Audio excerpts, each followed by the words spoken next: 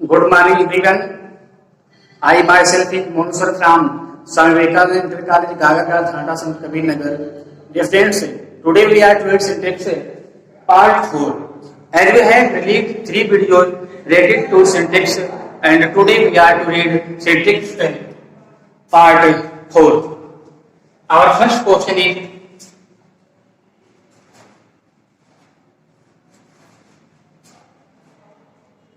run fast, lest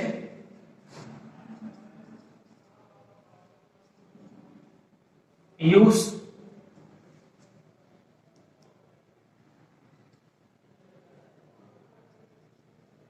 you may fail.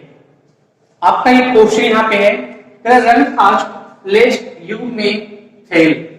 इसमें आपको इसे करेक्ट करना है। आप यहाँ देखेंगे कि जो लेस्ट है, लेस्ट के बाद क्या आता है, हमारा शुड आता है। जो यहाँ की मे आया हुआ है, इसलिए क्या है, may is wrong here. Should is used in place of may, so we can write in correct method run fast lest you should fail. Here the sentence is correct and lest is a negative word, that means कहीं ऐसा ना हो, ये होता है। देखिए आपका ये सेंटेंस आपका सही हुआ, run fast lest you should fail। चलिए हम इसके पीछे जो कॉन्सेप्ट है उसको भी लिखवा दे रहे हैं ताकि आपको कोई प्रॉब्लम ना हो। देखिए यहाँ पे आप लिख सकते हैं कि should is used in place of may, means may के स्थान पर शुड का प्रयोग किया जाएगा। इसका कॉन्सेप्ट यही था। चलिए लोग आगे बढ़ते हैं। हमारा अगला क्वेश्चन है,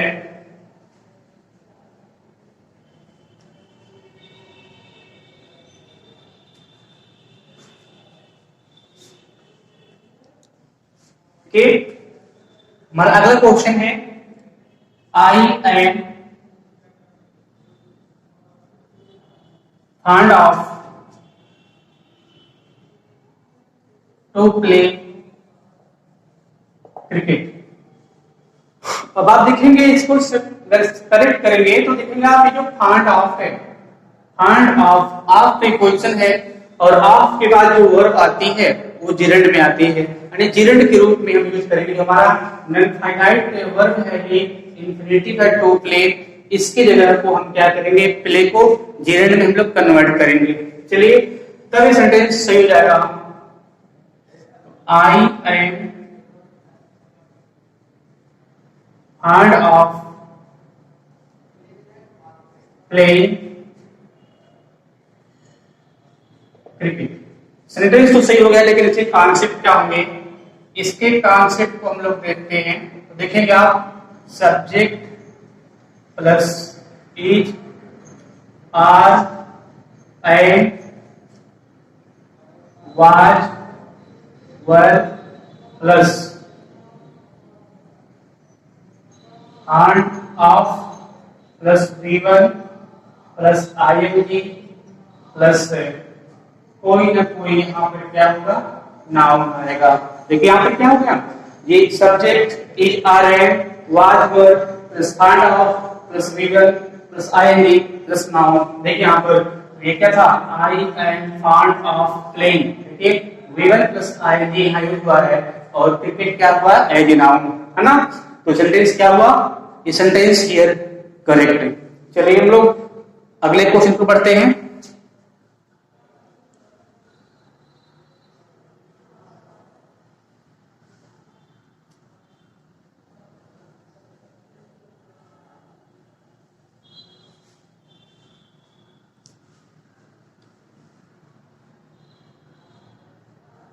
Open river is good, then open river is good, then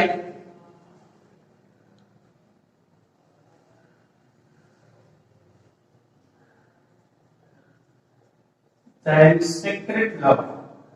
आपका सेंटेंस है open river is good then secret love. अब देखेंगे आप यहाँ पर ओपन रिवर और सीक्रेट लव है, और यहाँ पर जो कंपैरिजन की वर्ड है ये देन लगा हुआ है, उसके पहले यहाँ पर क्या है, पॉजिटिव डिग्री में है। क्या है, पॉजिटिव डिग्री में है। तो आपको ये बात समझ में आ गई होगी कि यहाँ पर ये पॉजिटिव डिग्री में है ना। आप देखा ओपन रिवर और सीक्रेट लव, इन दोनों की आपस में क्या हो रही है, एक तरह से क्या है, कंपैरिजन है यहाँ पे। तो देखेंगे आप लोग क्या है कि कंपैरिजन में पॉजिटिव डिग्री का प्रयोग नहीं होता है, बल्कि कौन सी डिग्री का यूज होता है, बल्कि कंपैरेटिव डिग्री का यूज होता है ना। अब देखिए तो पॉजिटिव डिग्री गुड होती है, बेटर, और इसका सुपरलेटिव क्या होता है, बेस्ट होता है।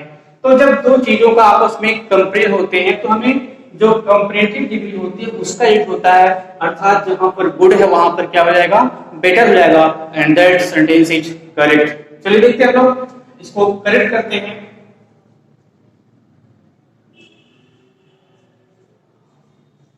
Open river, river is better than secret love। और सेंटेंस जो है अब आपका ये सही है, मींस क्या, open river is better than secret love. अब देखेंगे आप ओपन रिवर और सीक्रेट लव, और यहाँ पर कंपैरेटिव डिग्री का यूज हुआ है। देखिए क्या हुआ, सही सेंटेंस हुआ। चलिए अब यहाँ पर आप इसके कॉन्सेप्ट को लिख सकते हैं।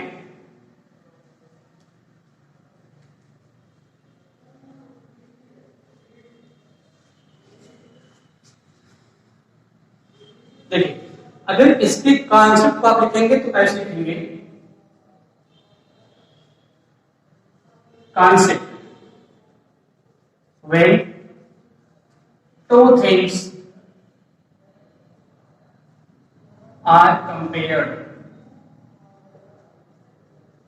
compared, comma,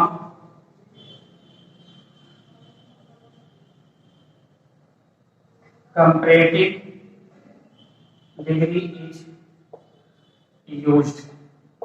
देखिए when two things are compared, जब दो वस्तुओं की तुलना की जाती है, comparative degree is used। देखिए यहाँ पर गुड था तो यहाँ क्या हो गया, बेटर हमने किया, एंड सेंटेंस क्या था हमारा, सही हो गया।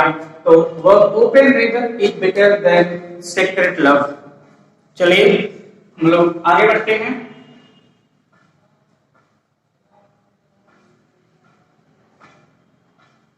चलिए हमारा अगला क्वेश्चन है,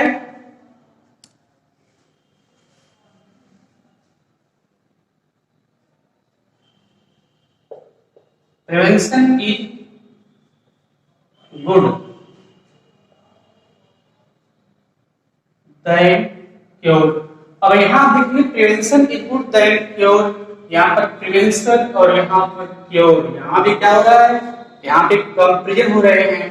आप देखेंगे कि यहाँ दो चीजें हैं और गुड का यूज हुआ है, जो कि क्या है, अभी इसके पहले बताया है, पॉजिटिव डिग्री में है ना, जो गलत है। यहाँ पर क्या होता है, यहाँ पर कंपैरेटिव, सेम क्वेश्चन है, कंपैरेटिव डिग्री का यूज होना चाहिए यहाँ पर, है ना। तो क्या हो जाएगा, गुड बेटर बेस्ट होता है, तो वहां पर जहां गुड है आपका वहां पर आप बेटर यूज करेंगे, मींस ऐसे करेंगे, PREVENTION, prevention is better than cure. और सेंटेंस क्या है आपका, सेंटेंस सही होगा। इसके कॉन्सेप्ट के लिए आप लोग पिछले क्वेश्चंस को देखिएगा, वहां पर आपको अच्छे समझ में आ जाएगा। चलिए हम आगे बढ़ते हैं।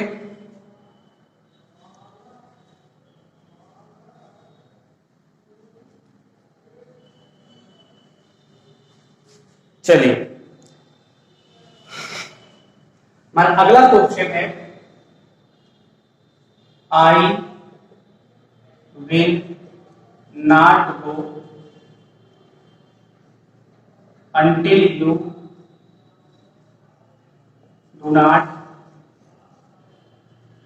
come। देखिए बहुत ही इंपॉर्टेंट क्वेश्चन है, कह रहा कि I will not go until you do not come. यहाँ पर सिंगल रहता है, अंटिल में सिंगल रहता है, ध्यान दीजिएगा। अंटिल में क्या होता है, सिंगल होता है। तो और इस अंटिल का अर्थ होता है जब तक नहीं। देखिए अंटिल के बाद, यानी अंटिल वाले सेंटेंस में, देखिए अंटिल के बाद मींस अंटिल वाले सेंटेंस में नॉट का प्रयोग नहीं होता है। यहाँ देखिए बात पकड़ में आ गई। तो इसको आप लिख सकते हैं, अगर इसे करेक्ट करना हो तो आप क्या करेक्ट कर सकते हैं इस तरह से, I will not go until you come, ऐसे हो जाएगा। I will not go until you come, है ना। I will not go until you come, इसको आप ऐसे भी कर सकते हैं। देखिए यहाँ पे until you come, I will not go। Sentence क्या होगा, आप ऐसे लिखिए या फिर देखिए इस तरह से करिए, कोई दिक्कत नहीं होता है। क्योंकि आपको देखिए ये हाई स्कूल में पढ़ाया गया होगा, आपको पढ़ाया भी गया था। देखिए आप इस तरह था, इसको आप ऐसे कर सकते हैं, मतलब इस पार्ट को इधर लिख सकते हैं और इस पार्ट को इधर लिख सकते हैं। Until you come, I will not go, ये हो गया। चलिए अब इसके अगर कॉन्सेप्ट आप लिखेंगे तो इसकी जो कॉन्सेप्ट बनेगा, देखिए क्या बनेगा। अभी हमने बताया है कि until के बाद नॉट यूज नहीं होता है ना। तो आप लिख सकते हैं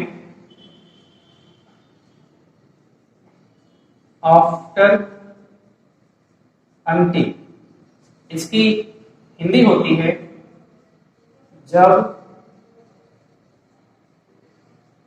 तक नहीं, जब तक नहीं। After until not is not used. थोड़ा सा आप लोग यहाँ पर ध्यान दीजिएगा।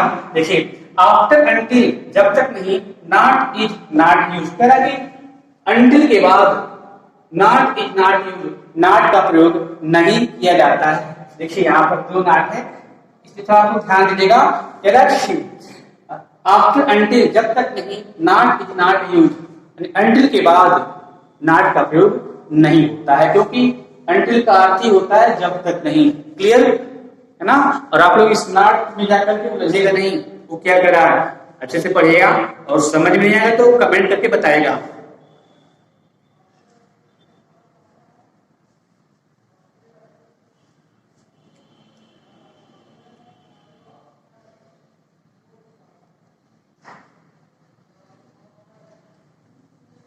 चलिए हमारा अगला क्वेश्चन है, बहुत ही इंपॉर्टेंट है।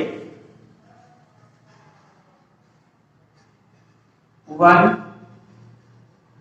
should do his duty। देखिए यहाँ पर one should do his duty बहुत ही इंपॉर्टेंट है, आपके बोर्ड एग्जाम में अक्सर आता रहता है, पूछता रहता है इस क्वेश्चन को। देखिए यहाँ पे ये बहुत ही इंपॉर्टेंट है। क्या है ये, बहुत ही इंपॉर्टेंट है।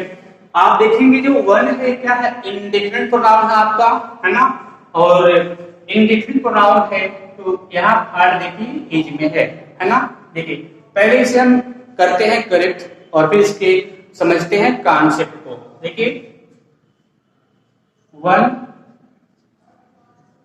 Should do once duty. अब देखिए यहाँ पर अगर हमारा इंडिफरेंट प्रोनाउन वन होता है तो अपने की जो इंग्लिश होती है वह वंस होती है।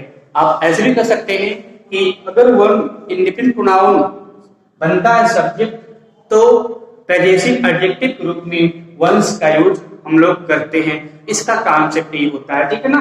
तो यहाँ आप लोग इसके कॉन्सेप्ट को लिख सकते हैं कि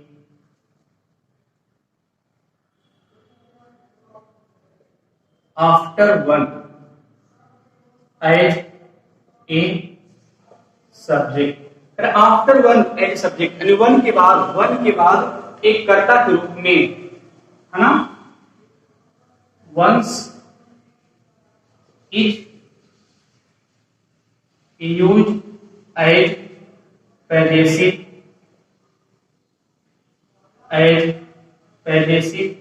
एडजेक्टिव। देखिए यहां पर कह रहा कि after one as a subject, यानी वन के बाद एक कर्ता के रूप में ones is used as possessive adjective. तो यहाँ पे क्या है, ये वंस क्या है, पैजेसिव एडजेक्टिव के रूप में यूज हुआ है। तो one should do once duty, है ना। तो जहां पर हिज था वहां आपने क्या किया, वंस कर लिया। इसको ध्यान देना, यहाँ पर बहुत ही इंपॉर्टेंट है, वन के साथ वंस आता है, हिज गलत होता है, ठीक है ना। चलिए हम लोग आगे बढ़ते हैं अब।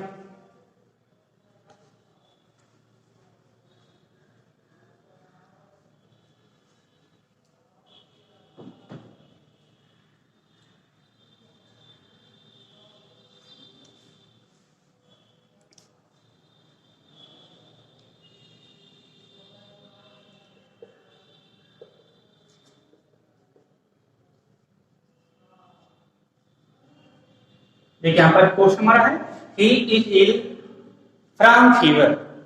तो सबसे पहले हम लोग इसको सही करते हैं। देखिए इल है ना, इल के साथ विच का यूज होता है, तो हम लोग इसको सही करेंगे, ही इज इल। और यहां पर इल करेंगे तो डाउन भी कर सकते हैं, ब्रैकेट में आप इल डाउन विथ फीवर,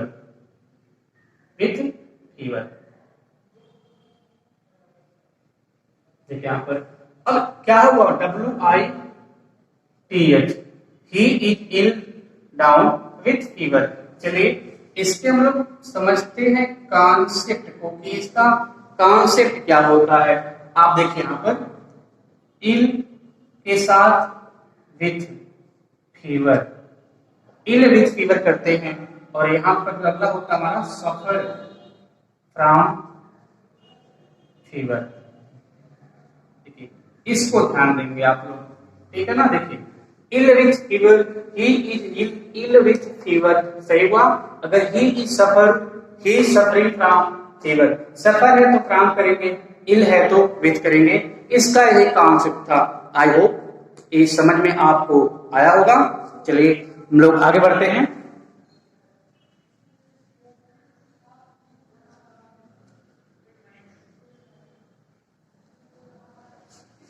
हमारा अगला क्वेश्चन है, one are to be, one are to be obedient to his teacher. देखिए इस क्वेश्चन को अभी हम करवाए हैं। देखिए यहां पर वन है और यहां देखेंगे यहां पर हिज है। अभी हमें बताया है कि अगर हमारा indefinite pronoun one as a subject use हो रहा है तो वन के साथ हिज नहीं बल्कि वंस का यूज होता है। तो पहले से हम करते हैं करेक्ट। देखिए यहाँ पे one are to be, one are to be obedient to one's teachers. देखिए यहाँ पर अब ये क्या हुआ, अभी सेंटेंस सही हुआ। यहाँ पर जो खाल थी का था और यहाँ पर आपने क्या किया, वंस कर दिया। इसके भी कॉन्सेप्ट के लिए आप किस देखेंगे। देखिए ये सारे क्वेश्चन जो है 2008 यूपी बोर्ड में आए हुए क्वेश्चंस हैं और उसी को हम आपको सॉल्व करवा रहे हैं आज, ठीक है ना। चलिए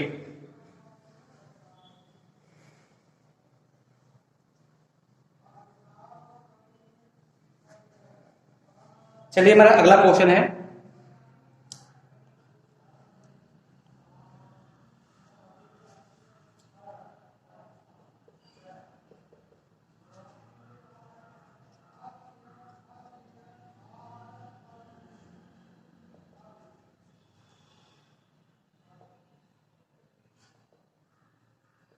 देखिए ही इज वेल कन्वर्सेंट इन हिंदी। आप देखेंगे यहाँ पर कन्वर्सेंट मीन्स होता है कि जानकार, क्या होता है, जानकार होता है, वाकिफ होता है ना। अब देखिए जो कन्वर्सेंट होता है, इसके साथ इन नहीं बल्कि विच का यूज होता है, ठीक है ना। तो चलिए इसको पहले हम सही करते हैं। He is well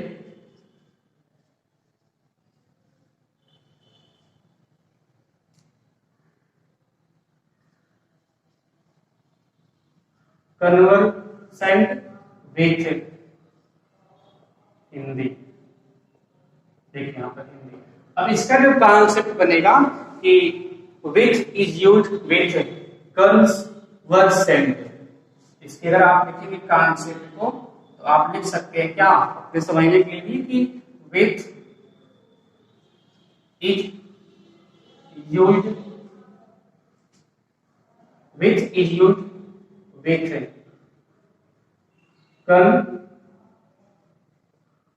conversant. ये होता है मतलब क्या, कन्वर्सेंट के साथ विच का यूज करेंगे, इसका अर्थ होता है जानकार या वाकिफ होता है, ठीक है ना। चलिए हमारा अगला क्वेश्चन है,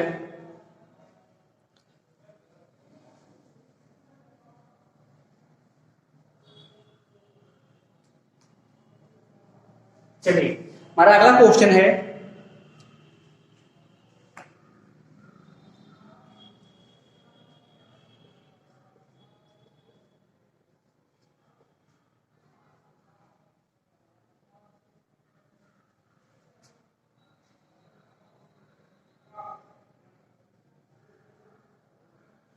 देखिए he is well versed with English. अब देखिए यहाँ पर आपने क्या पढ़ा कि ये पढ़ा था अभी, कन्वर्सेंट के साथ विथ का यूज होता है, तो जानकार, है ना। अब देखिए यहाँ पर वर्स्ड विथ इंग्लिश है, तो वर्स्ड के साथ जो है विथ नहीं बल्कि क्या आता है, इन आता है, विथ हमारा रॉन्ग होता है, ठीक है ना। इसको सही करेंगे तो आप इसको ऐसे कर सकते हैं, he is well versed in he is well versed in English. और ये क्या हुआ, ये सेंटेंस अब आपका सही हो जाता है, ठीक है ना। देखिए हम लोग यहां तक आए और फिर इसमें हम लोग देखते हैं कि थोड़ा सा इसको और इसको मैं और भी कंफर्म कर देना चाहता हूं, ठीक है ना। चलिए तो अब देखेंगे आप पे एक बात और भी है कि जो वर्स्ड इन होता है, देखिए यहां पर वर्स्ड इन होता है मतलब क्या, कि दक्ष हो गया, या फिर इसको आप निपुण भी कह सकते हैं, क्या है, निपुण भी कर सकते हैं। जब आप हाई स्कूल में थे तो वहां आप लोगों ने पढ़ा था गुड एट, इसका भी क्या अर्थ होता है, निपुण होता है और दक्ष होता है, ये होता है। देखिए यहाँ पर कन्वर्सेंट विथ है, कन्वर्सेंट विथ, इसकी मतलब क्या होता है, जानकार होता है, या फिर क्या मतलब वाकिफ होता है, क्या होता है, वाकिफ होता है। देखिए ये सारे वर्ड होते हैं आपके, कि जो आपको ध्यान रखने हैं, वर्स्ड इन होता है दक्ष निपुण, गुड एट निपुण दक्ष, और ये कन्वर्सेंट विथ होता है, यानी कन्वर्सेंट है तो इसके साथ क्या होता है, विथ का यूज किया जाता है। चलिए आई होप ये लेक्चर आपको समझ में आया होगा, और फिर हम अगली वीडियो में मिलते हैं आपसे, तब तक के लिए नमस्कार।